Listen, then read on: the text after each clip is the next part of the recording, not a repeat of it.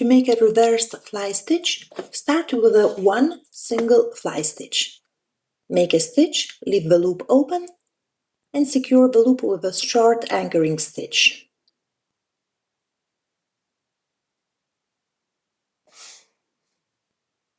Now add one more fly stitch above the first one.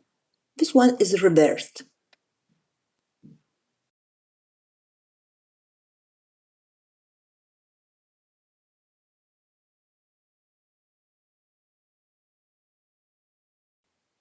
You can make fly stitches of various sizes. Also, you can position them with different gaps between them or at different angles to create a nice filling. If you place reversed fly stitches in a row, you will get a nice border stitch.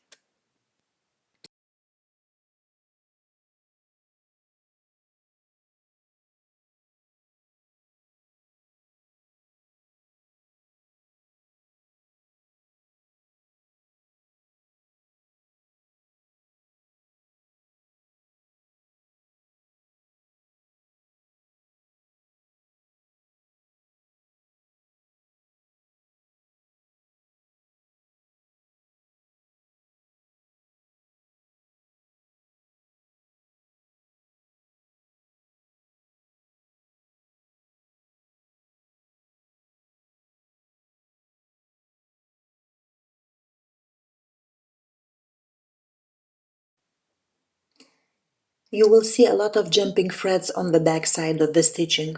So if your back side of the fabric will be visible, choose another type of embroidery stitches.